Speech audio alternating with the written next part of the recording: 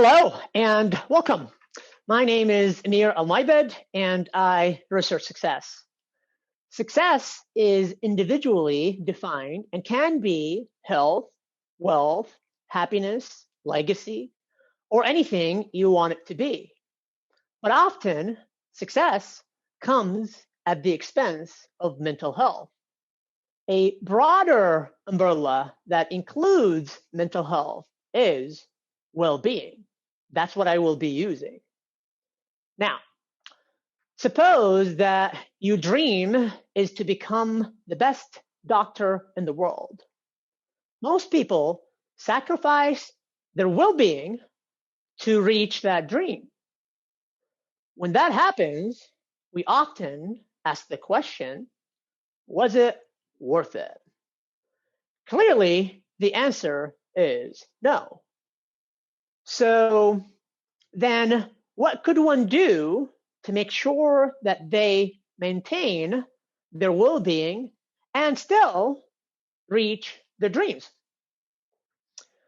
An additional question is this, which is about the relationship well-being and success have. That is, don't I need to have a decent level of well-being in order to succeed? It's a good question. It turns out research clearly shows that just like higher well-being can lead to success, beginning to succeed, of course, in any way you want to succeed, can also lead to higher well-being. That means it also works the other way around. Here's something that is very possible. Suppose that you managed to make progress working on your dreams. That leads to higher well-being. Higher well-being enhances your success, and that cycle continues in an upward spiral. The message here is simple. Instead of choosing mental health over success, or choosing success over mental health, you can keep both. Let's consider this for a second. Often, one's well-being can hit a point where it does not allow them to pursue their dreams. That happens. Suppose that they are doing everything they can to get and to be better, but they are not able to do two things. Number one, they're not able to improve their well-being. And as a result, number two, they're not able to pursue their dreams of changing the world in their respective field. So the next logical question here is this. If all else fails, how can succeeding help the issue of low well-being? How can that happen? Actually, you only need to begin to succeed. You don't have to fully succeed and realize your success. As in, you only need to make small progress toward your dreams in order for that to help. While I cannot give you much details in just 12 or 13 minutes, let me give you a brief idea about how, according to science, one can do that. How you can do that according to science. So far, I said the word dreams several times, but dreams should be converted into formal goals that are written. One key thing I find in my research is that making progress on just any goal would actually not have the effect needed on your well-being. So the goals you set and make small, continuous progress on need to be something that you truly internally care about. It's actually a concept in technical language we call self-concordance. Additionally, those goals should feed into a bigger picture goal, what we call purpose. I'm going to talk a little bit about purpose. Perhaps at another time, I can tell you more about how to sit down and do all of that. But for now, just remember this. It can be very detrimental to one's well-being, and specifically, narrowly, mental health, to have low or no sense of purpose. So purpose is very, very important. One major obstacle I find in my research, as well as when I coach people, is this. Pursuing one's goals requires a lot of effort. And putting in effort can obviously be very, very stressful. That can stop someone from beginning their success journey. So one of the first things that I tackle when working with people is to address what I call the stress hindrance.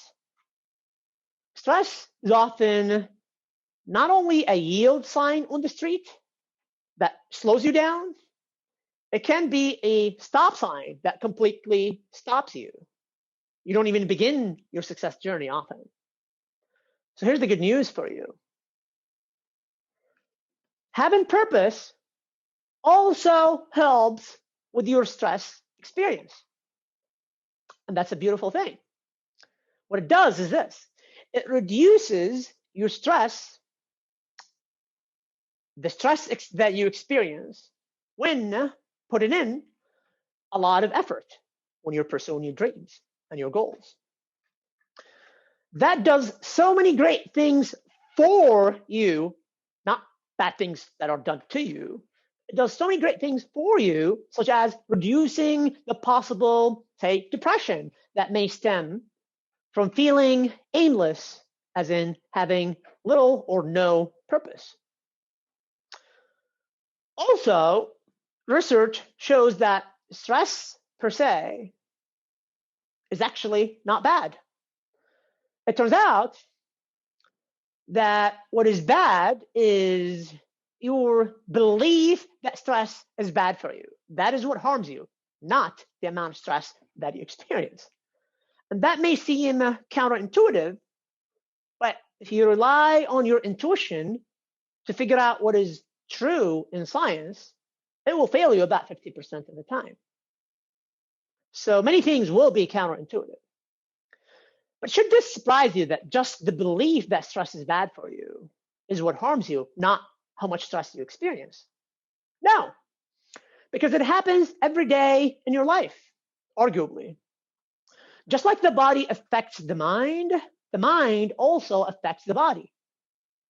Imagine this. Imagine being home alone and you hear someone knocking on the door late at night, all right?